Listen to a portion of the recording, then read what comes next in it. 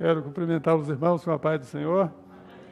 Vamos ficar de pé, queridos, para lermos a palavra de Deus, mais uma vez, no estudo que estamos fazendo sobre as 7 cartas do Apocalipse, as 7 cartas às igrejas da Ásia, que nos revelam com exatidão o período profético que nós estamos vivendo nos últimos dias da igreja na face da terra. Apocalipse, capítulo 1, verso 9. Esse versículo aqui fala o local, diz o local onde João estava quando ele escreveu esta carta. Verso 9 diz assim: Eu, João, que também sou vosso irmão e companheiro na aflição e no reino e na paciência de Jesus Cristo, estava na ilha chamada Patmos, por causa da palavra de Deus, pelo testemunho de Jesus Cristo. Eu fui arrebatado no Espírito no dia do Senhor, e ouvi de trás de mim uma grande voz, como de trombeta, que dizia: Eu sou o Alfa e o Ômega, o primeiro e o derradeiro. E o que vês, escreve-o num livro, envia-o às 7 igrejas que estão na Ásia, a Éfeso, a Esmirna, a Pérgamo e a Tiatira, e a Sardes, e a Filadélfia, e Laodiceia. Amém. Eterno Deus e Pai, nós louvamos o Teu nome e Te agradecemos mais uma vez a bênção de estarmos ao redor da Tua mesa. Vem Tu mesmo partir este pão e conceder a cada um de nós a bênção, a porção que necessitamos, seja para a edificação, para a consolação, para a exortação, para aperfeiçoamento da nossa vida espiritual na Tua presença. Dá esta bênção, alimenta-nos com este maná que cai do céu. Assim nós pedimos em nome de Jesus. Amém. Os irmãos podem se sentar. Nós vamos então dar continuidade ao estudo que nós estamos fazendo. Nós fizemos uma introdução no domingo passado, mostrando alguns aspectos do assunto que nós estamos focalizando, que é as 7 cartas, alguns aspectos que circundam as 7 cartas. Portanto, nós vimos ali, pediria o Rodrigo para colocar aquele slide da figueira, nós vimos ali que no projeto de Deus, no plano de Deus, você pode até passar esse outro que você passou aí da eternidade. Nós vimos aqui, eu sei que tem gente que está vindo aqui hoje pela primeira vez, temos gente nova aqui, isso é uma bênção, né? Nós estudamos aqui, mostrando onde é que nós estamos na história. Em primeiro lugar, nós mostramos onde é que a humanidade está, a história da humanidade ocupa no projeto de Deus, ou no plano de Deus. Então nós colocamos esse cartaz aqui, que é um cartaz muito informativo, porque ele fala sobre a eternidade. A eternidade é, portanto, o tempo de Deus. Seria até incorreto dizer tempo de Deus, que para Deus não tem tempo, porque Deus não envelhece. Deus não fica de cabelo branco, de barba comprida, nem nada disso, porque o tempo para Deus não existe. Além do mais, Deus não é matéria. O envelhece é matéria, não é? Mas Deus não é matéria, Deus é espírito. O espírito não envelhece. De modo que Deus é espírito e importa que os seus adoradores, que somos nós aqui, o adorem em espírito e em quê? Em verdade. Então, o que nós estamos trazendo para a igreja aqui é uma palavra que é verdade. As 7 cartas são um assunto que é verdade. Então, o Senhor nos passa o que Ele é. Ele é a verdade. Então, nós aprendemos aqui o que é verdade. Por exemplo, existe só uma fórmula para a água, não é isso? Qual a fórmula da água? H2O, não é isso? 2 hidrogênios e um oxigênio. Essa é a fórmula da água. Não existe 2 fórmulas de água, existe uma só. Porque a verdade é só uma. O resto é mentira. Pode fantasiar do jeito que quiser. Quer dizer que é água, mas não é água. Né? Pode falar de qualquer jeito, mas é mentira. Fora disso, é mentira. Por exemplo, são 2 átomos de hidrogênio e 1 de oxigênio. Essa é a fórmula da água. Se eu colocar mais 1 átomo de hidrogênio, fica H3O. Isso é um composto químico, uma substância química. A gente chama de óxido de trítio. É uma água também, é chamada água pesada. Ela é boa, sabe para quê? Para fazer bomba atômica. Você toma ela, é tomar e explodir. Mas foi só um átomozinho de hidrogênio a mais, mas deu bomba. Se eu tirar 1 átomo de hidrogênio, em vez de ficar de H2O, fica H1O, dá outra substância. É uma hidroxila, é ácido. Se derramar aqui em cima da mão, aqui, vaza embaixo. Ácido. Só tirou 1 átomozinho de hidrogênio, virou ácido. Não é água boa de beber. Se eu botar 1 átomo de oxigênio, fica H2O2, sabe o que é isso? Água oxigenada, ou peróxido de hidrogênio. Você bebe essa água? Água oxigenada, volume 30? Para descolorir cabelo? Então, tudo que gira em torno da verdade é mentira. É mentira. Não tem jeito. Então, o que o Senhor nos traz, o Senhor alimenta a sua igreja, é com a verdade pura. Doa a quem doer. Então, o Senhor Jesus, o discurso dele, é o discurso da verdade, porque ele mesmo disse, eu sou um caminho qualquer, não foi isso? Um dos caminhos. Todo caminho vai lá em Roma. Eu sou o caminho, a verdade e a vida. É tudo definido. Ele é a verdade única. Se não for em Jesus, pode ser bonito do jeito que for, mas não é verdade. Então a palavra que ele nos traz é a essência da verdade. E o discurso dele era um discurso temperado com sal. Alho, cebola, sal e vinagre. Quem gostasse, gostava. Quem não gostasse, foi embora. Porque ele é verdade. Ele fez várias promessas para nós, não fez? As promessas de Jesus. Por exemplo, o Senhor é meu pastor e nada me faltará. A igreja até glorifica, né? Deitar-me fazem verdes pastos. Eu que já gosto de dormir, eu falo aleluia de todo tamanho, né? Mas tem um versículo que diz assim, ainda que eu andasse pelo vale da sombra e da morte, não ouvi nem um aleluia.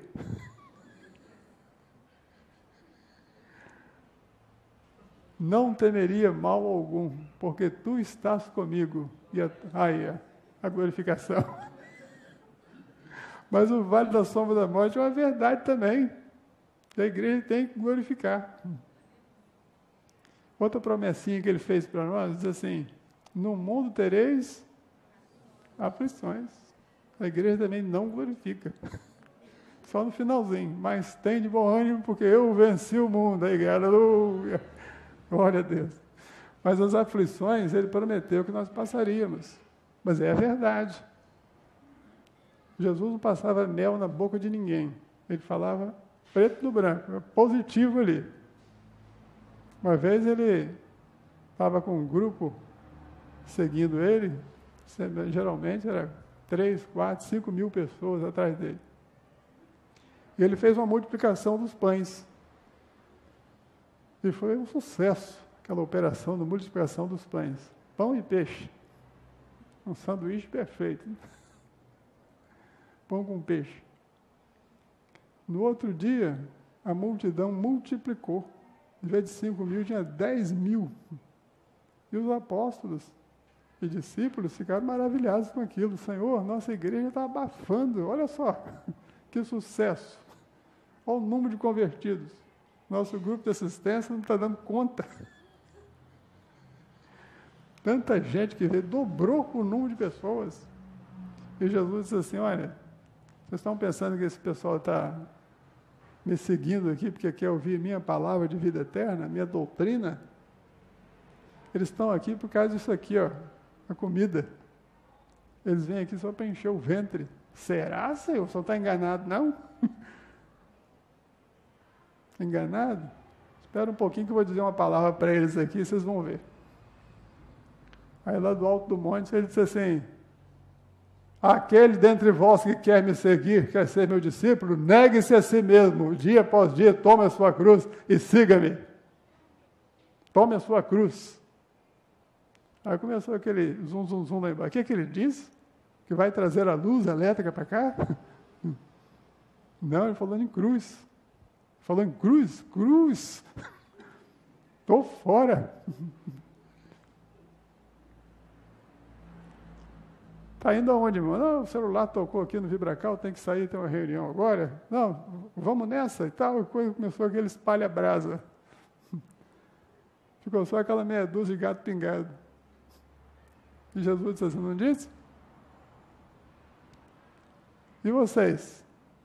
E vós? Quereis ir também? Pode pegar carona com eles.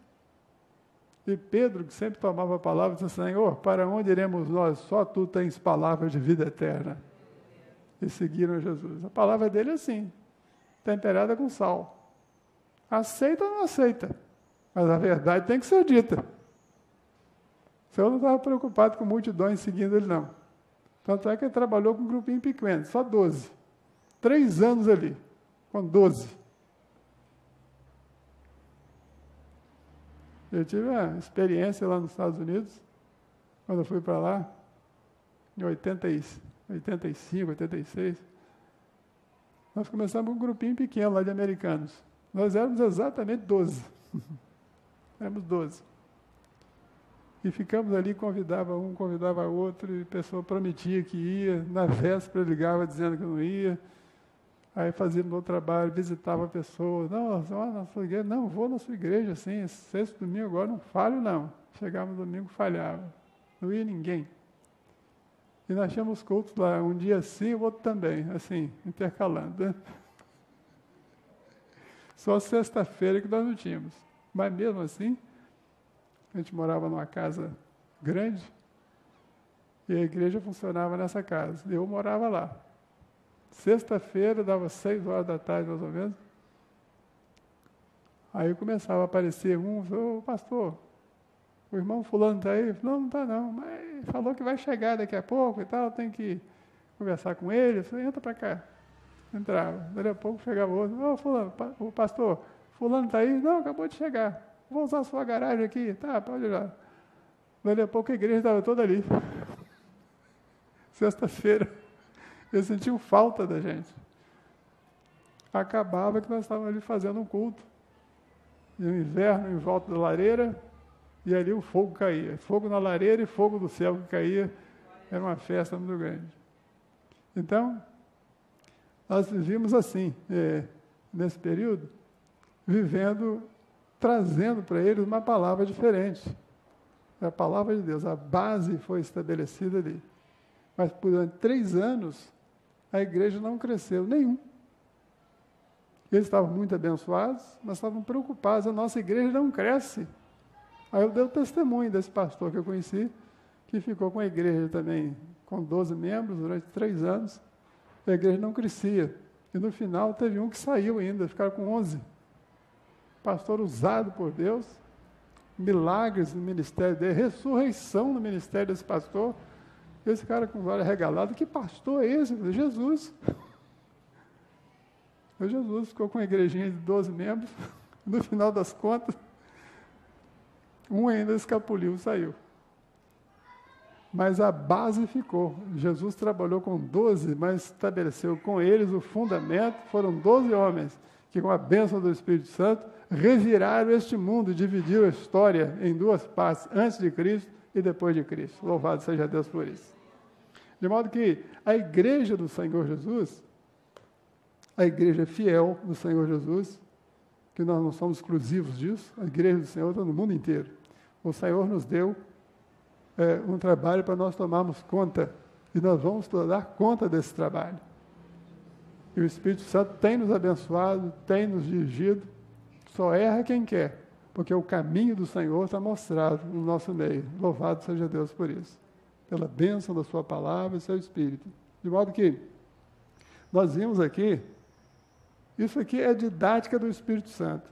Foi o Espírito Santo que dividiu a história da humanidade dessa maneira, de maneira que nós, de uma olhada só, nós entendêssemos qual é o plano de Deus. Então, nessa faixa amarela aqui, esqueçam dessas bolas azuis aqui, imaginem só essa faixa amarela, uma flecha para lá e a seta para cá. É a eternidade. Eternidade não tem início nem fim. Eternidade, portanto, seria essa faixa amarela contínua, sem nenhuma interrupção. É o tempo de Deus. Deus, portanto, ele habita na eternidade. Mas como o projeto dele, o plano de Deus, seria fazer a nossa história, a história da humanidade, a história do homem, é como se Deus tivesse pego essa faixa amarela da eternidade e com a espada do Espírito, ele abriu, cortou no meio, afastou uma banda para lá, outra para cá, e no meio ele inseriu essas bolas azuis aqui, que representam o tempo do homem. Então aqui é o projeto de Deus para com o homem. Lá em cima eu tenho tempo de Deus, que é em amarelo, e tempo do homem, que são esses círculos em azul aqui, que representa, cada bola dessa aqui representa um período de quanto tempo? 1000 anos. 1000 anos, não é isso? Então eu tenho 1, 2, 3, 4, 5, 6 e 7. São 7.000 anos que é a história do homem. Como a nossa semana tem 7 dias, Deus não tem uma semana, ele tem um semanão, né? É um semanão de 7.000 anos. Por que podemos dizer isso? Porque a própria Bíblia nos informa que para Deus 1000 anos é como se fosse um dia, e um dia é como se fosse 1000 anos. De modo que nós temos aqui, na verdade, uma grande semana, que é a semana de Deus. E são 7 milênios, ou 7.000 anos, ou 7 dias de Deus, porque 7 é o número da perfeição. Mas, diga-se de passagem, 7 é o número da perfeição do Pai, porque cada pessoa da eternidade tem um número perfeito. Então, para o Pai é o número 7. O número 8 é o número do Filho, não é isso? E o número 9 do Espírito Santo. Por que isso? Porque o nome de Jesus, por exemplo, o número 8, ele representa graça, ou salvação pela graça. Tem tudo a ver com Jesus, não é isso? Quantas pessoas foram salvas de Sodoma? Quantas pessoas foram salvas na cidade de Sodoma? Foi Ló, a esposa dele, mais 3 filhas e mais 3 genros, não é isso? Quantos foram? Hein?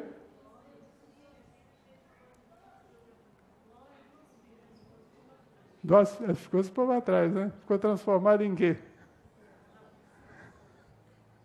Estátua de sal, sabe por quê?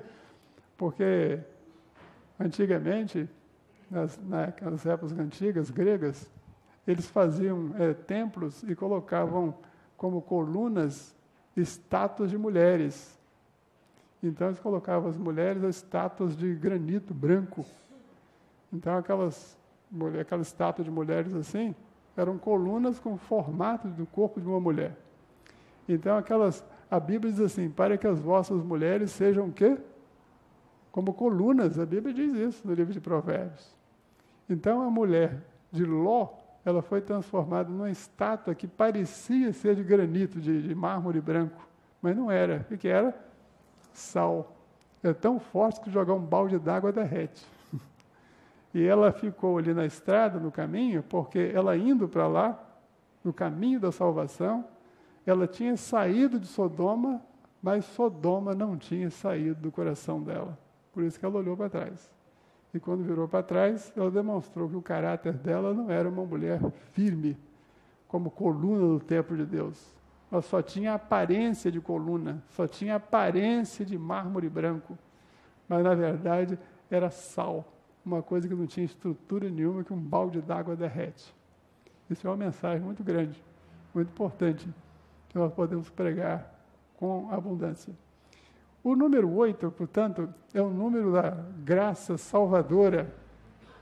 E quando nós escrevemos o nome de Jesus em grego, nós temos, cada letra do nome de Jesus tem um valor numérico no alfabeto grego. E quando eu somo as letras do nome de Jesus, Iesos, em grego, dá um total impressionante. É 888, mostrando que o 8 é o número da graça do Pai, o número da graça do Filho, graça salvadora. Então, 7 é o número da perfeição do Pai, 8 é a graça salvadora de Jesus, e 9 é o número da santidade do Espírito Santo. Tanto é que, quantos dons existem do Espírito? 9. E quantos frutos do Espírito? 9 também.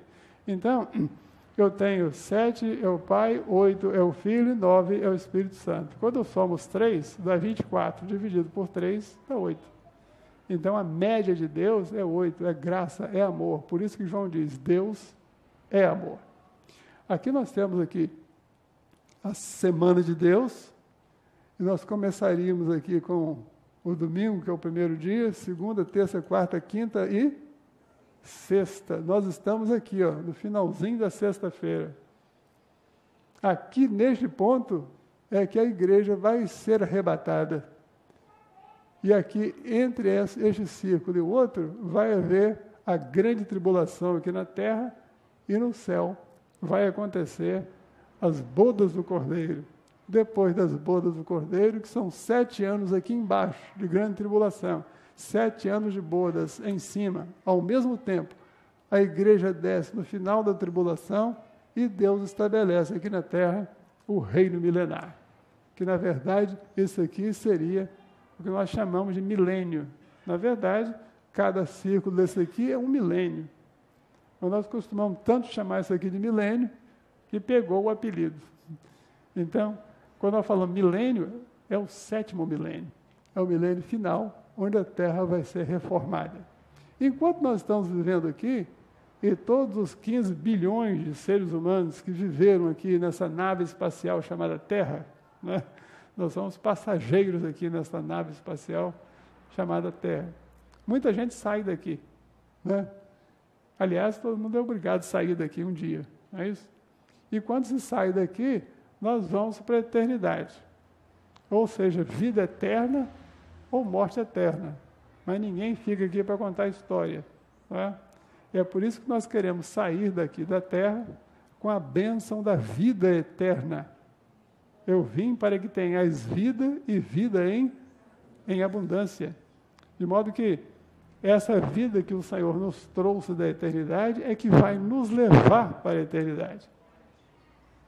Então, aqui está muito claro o tempo do homem e o tempo de Deus. Esse versículo aqui, esse cronograma, podemos dizer assim, esse cartaz, é materialização deste versículo aqui. Desses 2 versículos que são no Salmo 90. Esse Salmo 90 foi escrito por Moisés. E no verso 2, ele diz assim, de eternidade a eternidade, tu és Deus. E muito nos confundia quando nós vimos isso, de eternidade a eternidade. O que quer dizer isso? A eternidade não é uma só, mas é porque didaticamente o Espírito Santo está nos mostrando aqui que a eternidade passada é o que veio antes da contagem do nosso tempo. E a eternidade futura está aqui, é depois do nosso tempo. Portanto, antes de Gênesis, é eternidade. Depois do Apocalipse, eternidade também. Aí nós começamos a entender a aplicação deste verso aqui que Moisés escreveu no Salmo 90, de eternidade a eternidade, tu és Deus, porque é o tempo de Deus. Mas no verso 12 do mesmo Salmo, ele diz, ensina-nos aqui a contar os nossos dias. Aqui são os nossos dias. Então, o Espírito Santo, meus irmãos, é que está nos ensinando a contar os nossos dias aqui, de tal maneira que alcancemos corações sábios. Não é coração rico, coração famoso, coração cheio de glória, nada disso. Corações sábios. Porque hoje no mundo existe muita gente com muita fama, com muito dinheiro, com muitos bens materiais, com muito isso, rei disso, rei daquilo, rei da música, rei da corrida do carro, rei do futebol, etc. O mundo é rei. É gente cheia de coisas. Mas o que Deus está procurando são homens cheios de temor, homens cheios de sabedoria, homens cheios do Espírito Santo. Isso é coisa rara hoje em dia. Mas é o que Deus quer. Se você não tem sabedoria, Deus quer te encher de sabedoria. Se você tem pouco do Espírito Santo, Ele quer te abarrotar com o Espírito Santo, Ele quer transbordar. Enche-me, ó Espírito, mais que cheio quero estar. Eu, o menor dos teus vasos, posso muito transbordar. É isso? Quando eu transbordo da bênção de Deus, eu atinjo quem está em volta. E encho outros vasos que estão em volta. Eu sou o menor dos vasos, mas transbordar eu posso muito. Né? Aí o Espírito Santo vai derramar o seu poder sobre nós. Então, esse cartaz aqui é um cartaz muito ilustrativo que nos mostra, nós pegamos a eternidade, hein, para chegar nas 7 cartas. Mas a igreja aqui vai ter entendimento da posição cronológica em que nós estamos vivendo. Então, esse aqui é o primeiro cartaz, porque mostra, pega lá na eternidade. Nós estamos aqui, ó, nessa bola aqui. Seria a sexta-feira de Deus. E aqui vem o sábado, né, o Shabat, que quer dizer descanso. Porque a Bíblia diz que Deus, tudo que Ele criou foi nesses 6 dias aqui. Primeiro dia, segundo, terceiro, quarto, sexto dia. E no sétimo Ele descansou. Descansou por quê? Porque a palavra sétimo em hebraico é Shabat, que deu origem à palavra sábado. Mas, na verdade, Shabat quer dizer descanso.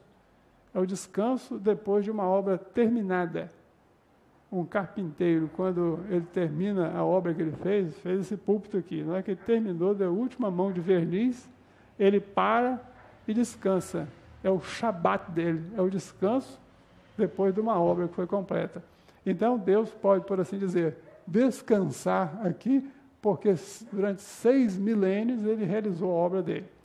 Deus Pai criou aqui no início. A criação do Pai não foi aqui no início, em Gênesis? Deus Pai criou. O homem se perdeu, etc. e tal. Chegou aqui, a segunda pessoa da Trindade remiu o homem que estava caído.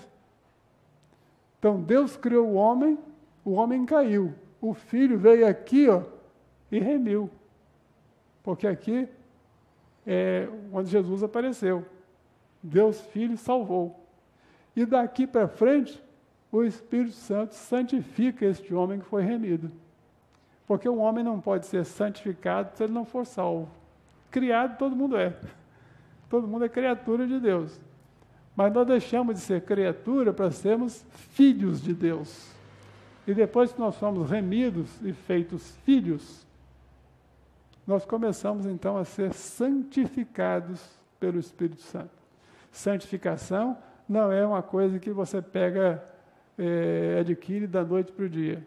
Dormiu no pecado e acordou santo. Não existe isso. A santificação é um processo de dia a dia. À medida que nós vamos renunciando à nossa vontade e fazendo a vontade do Pai, nós estamos, portanto, nos santificando. Este é o processo daquilo que nós chamamos de obra do Espírito Santo. A obra do Espírito Santo é um trabalho, é uma construção que o Espírito Santo está fazendo no coração de cada um. Pode passar.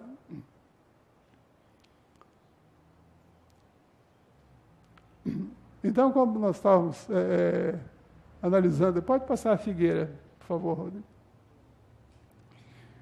Como nós estávamos, portanto, analisando aqui, isso aqui é o mesmo quadro anterior, só que não tem aqui a eternidade representada. Mas nós já aprendemos, né, que antes de Gênesis é a eternidade e depois do Apocalipse é também a eternidade. Então, nós vamos agora nos concentrar um pouquinho mais, né, no projeto de Deus.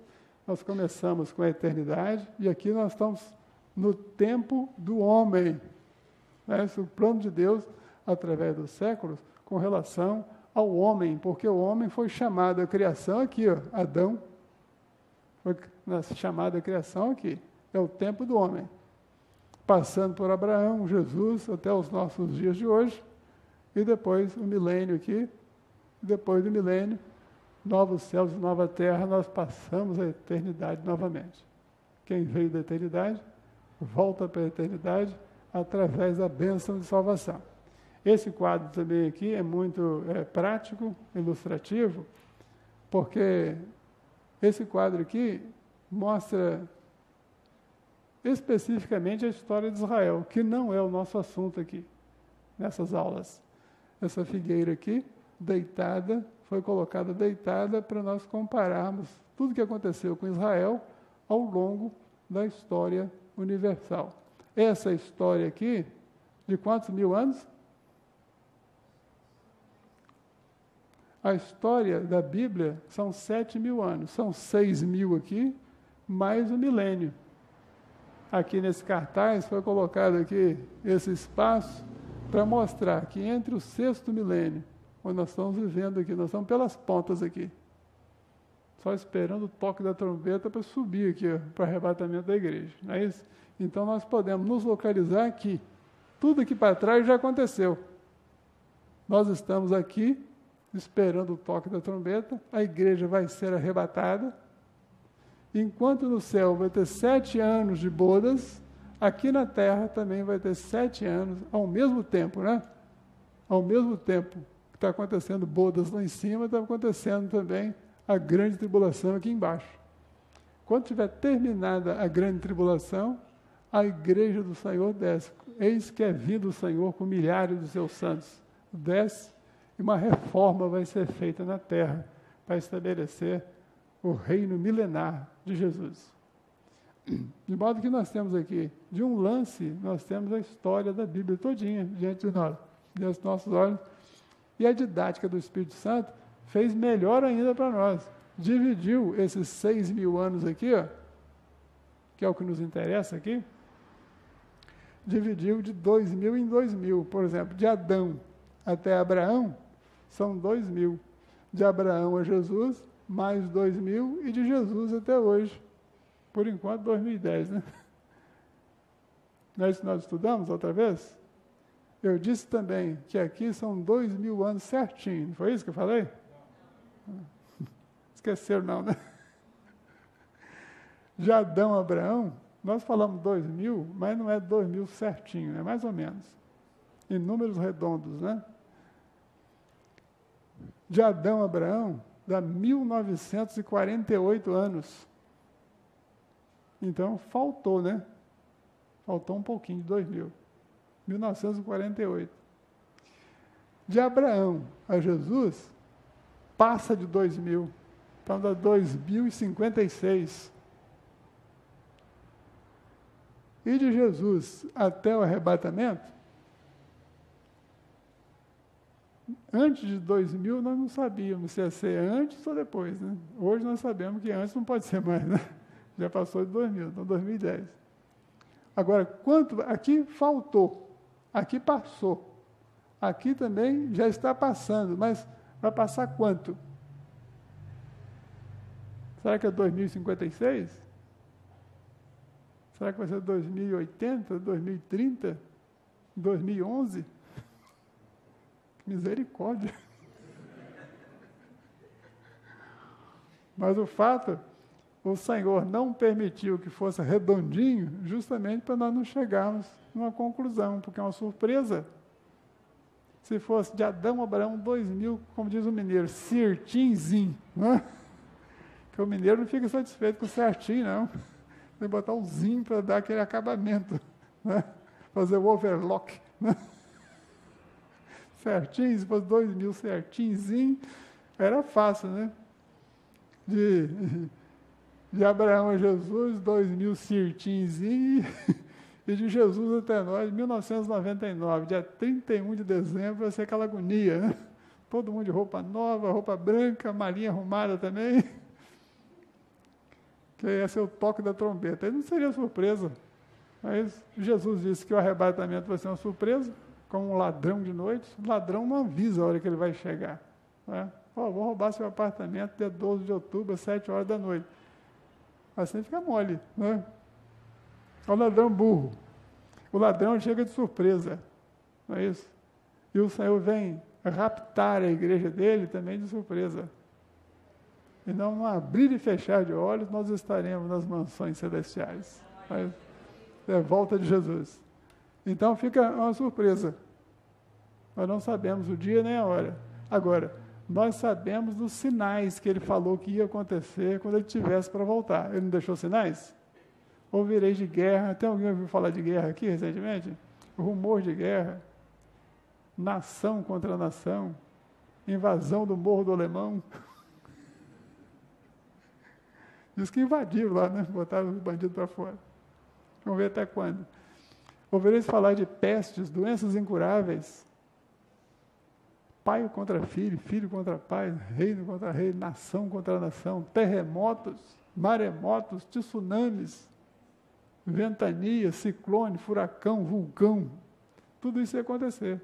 Cada vez que a terra treme, nós podemos dizer, Maranata, ora vem o Senhor Jesus. Né? E para você multiplicar o pecado da sensualidade, o amor de muitos se esfriaria.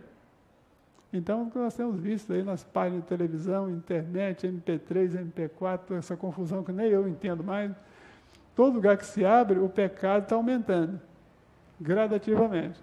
Agora, isso aí, para nós, que estamos na espera do Senhor Jesus, cumpre-se a seguinte profecia: não há comunhão entre a luz e as trevas. Tem outro versículo que diz assim, porque a vereda do justo é como a luz da aurora, que vai brilhando mais e mais até ser dia perfeito. Dia perfeito é meio-dia.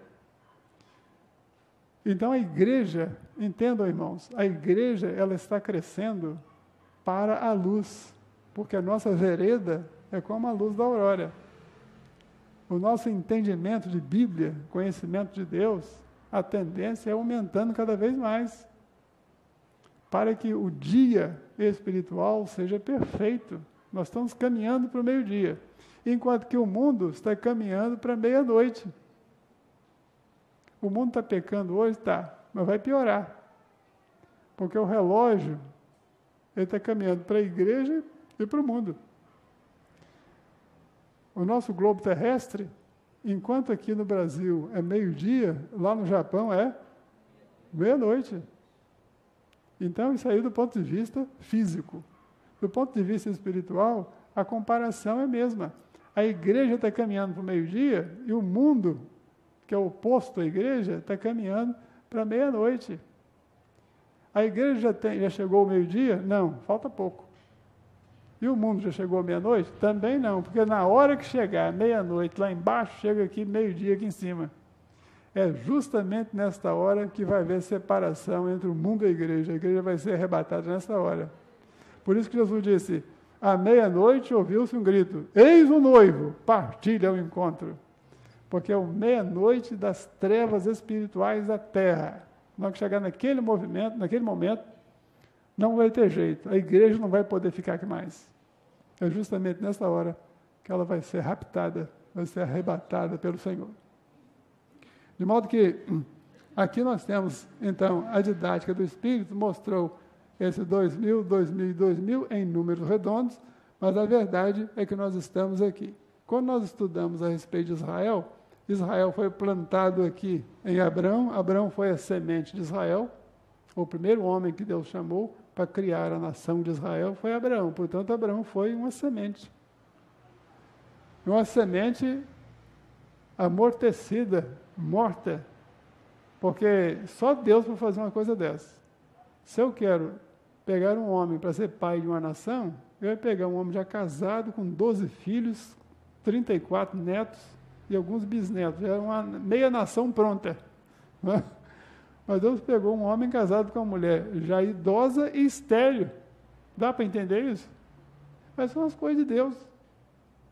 Porque o milagre que aconteceu em Abrão não foi ele que fez, foi Deus que fez. Deus operou o milagre em cima de uma semente morta. Porque se esse morrer, virá a dar muito fruto, mas se permanecer vivo, permanecerá só. Então, tudo que nós temos, nós somos estéreis. Graças a Deus por isso. Porque o pastor que está pregando aqui não tem nada para dar. Se está saindo alguma coisa boa aqui, é dele, veio dele. Então, toda a glória é dele. Eu sou apenas um canal. Só uma lajota seca, furada aqui. Se tiver alguma coisa dentro, atrapalha o fluir do Espírito. Então, quanto menos nós temos de nós mesmos, melhor. Porque aí o Espírito Santo flui mais tranquilamente, sem problema, sem obstrução. Por isso que João Batista disse, importa que ele cresça e que eu diminua, até desaparecer mesmo.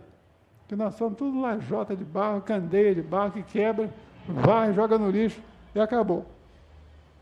Então, a igreja está se preparando aqui para ser arrebatada. Esse período aqui é que nos interessa agora, o período das 7 cartas. Veja que o primeiro cartaz mostrou a eternidade, mostrou o plano de Deus. Tá? Esse segundo cartaz já tirou a eternidade fora, nos concentrou aqui só nesses 6.000 anos. E o próximo cartaz vai mostrar só esse períodozinho das 7 cartas. Pode mostrar o anterior. Aqui, o períodozinho das 7 cartas, porque aqui é que nasceu Jesus, viveu, teve seu ministério, morreu, foi sepultado, ressuscitou ao terceiro dia e subiu aos céus. E inaugurou a igreja. Porque Deus é como se Deus tivesse 2 filhos. Tem um filho mais velho, que é Israel. Olha o tamanho de Israel. 4.000 anos. Aqui não conta porque é raiz, né? Israel passou a viver daqui para cá, através de Abraão. Isso aqui foi só terra para plantar a figueira, para a figueira poder crescer nesse vaso aqui. Então, a história de Israel é daqui para cá, de Abraão para cá. Então, quantos anos tem Israel? Quantos anos? Pode falar forte mesmo, sem medo de errar. Quantos anos? Está fraco ainda. Quantos anos? Olha a dica aqui que eu estou contando, hein? Ó. Então, por que a igreja está falando para dentro? Quantos anos, irmãos? Isso. É igual uma mãe portuguesa que chamou o filhinho e falou, Quinzinho. Viva Quinzinho, né? Quinzinho, chama o seu pai para dentro. E o menino ficou lá uns 30 minutos lá e nada dos dois virem, né? A mãe foi lá ver, conferir o que estava acontecendo. O menino estava chamando o pai assim, pai! Chamando o pai para dentro.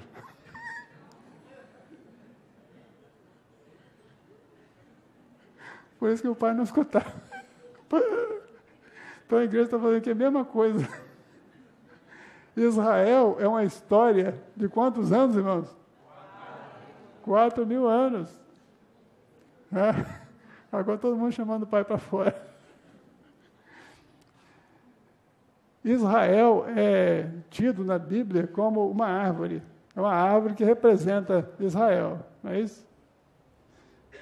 Enquanto que a igreja também é representada por outra árvore. Israel é representado pela figueira. E a igreja é representada pela videira. Porque Jesus diz, eu sou a videira verdadeira e vós sois as varas. Então essa árvorezinha que foi plantada aqui é o segundo filho de Deus. Israel é o filho mais velho. E a igreja é a caçulinha. Por isso que é esse dengo que o Senhor tem conosco. Nós somos filhinho mais novo. A igreja tem quantos anos? 2.000 anos. Para esse marmanjo aqui que tem 4.000, nós somos criancinha. Não é? Por isso que o Senhor tem tanto cuidado conosco. Agora vejam, Deus trabalhou aqui esse tempo todo com Israel. Chegou aqui nesse ponto, quando Israel rejeitou Jesus, ele veio buscar o que eram seus. Mas eles rejeitaram, Jesus agora é meu. Não é isso? Então Israel secou aqui. Quando Israel secou, Deus parou de trabalhar com Israel e começou a trabalhar com a igreja. E é por isso que é importante que a igreja saiba os períodos que nós vivemos, temos vivido na face da terra. Aqui tem 7 tracinhos aqui, ó, cada um correspondendo a uma das igrejas. Éfeso, Esmirna, Pérgamo, Tiatira, Sardes, Filadélfia e Laodiceia, que é o último período. E confirmando ainda mais, nós estamos vivendo agora no período de Laodiceia. Em outras palavras, nós estamos pelas pontas. Se prepara. Nós estamos pelas pontas. Pode ser que o arrebatamento seja daqui a 10 anos, por exemplo. Mas pode ser que você tenha o seu arrebatamentozinho particular. Não é? Ninguém é proibido, não. Se adiantar, não é? Aí os pastores estavam olhando por um irmão, falaram, Senhor, o irmão está muito doente, Senhor, cura o teu servo, ele lá se negroca, amém, amém. Dá uma bênção de renovo, amém, Senhor. Mas se for da tua vontade, leva ele. Na hora daquela reação, de maneiras que nós estamos aqui, ó, pelas pontas.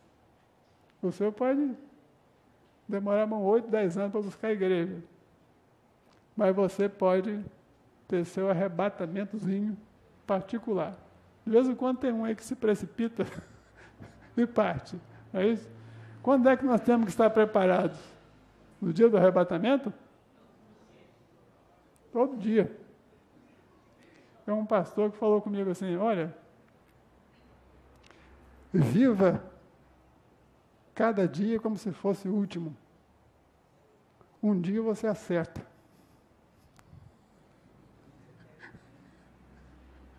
Então é um conselho bom, eu nunca mais me esqueci disso. Um dia eu vou acertar. Hoje eu fosse o último, e era mesmo. Era o último. Hein? Um dia dá certo. Né? Bom, então nós podemos encerrar aqui, para que na próxima ocasião, próxima reunião que nós vamos ter, a gente já pode então entrar aqui no período das 7 cartas, que é o início da igreja, que está lá bem descrito no Atos dos Apóstolos, né? Até o arrebatamento. É uma história emocionante, porque conta a história, as fases que a igreja viveu ao longo dos séculos, e tudo isso confirmado com a história universal. Tudo isso aqui é Bíblia, mas tudo isso aqui está assentado em cima da história universal. A Bíblia não diz assim, era uma vez, nada disso. No ano tal, do mês tal, do dia tal, semana tal, hora fulana de tal, veio a palavra do Senhor a mim dizendo. A palavra de Deus é assim. Pode ir lá somar, fazer as contas, botar a calculadora, se você quiser, vai dar tudo certinho. Porque é a palavra de Deus é perfeita e maravilhosa. Então, na próxima ocasião, nós formos estudar aqui sobre as 7 cartas, nós já vamos saber onde é que estão inseridas essas 7 cartas. Tá?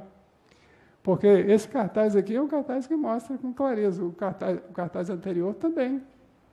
Até aquela irmã que eu falei com a igreja aqui, aquela senhora de idade, encontrou comigo depois de uma aula no Manaim, e falou assim, pastor, gostei muito da aula das bolas.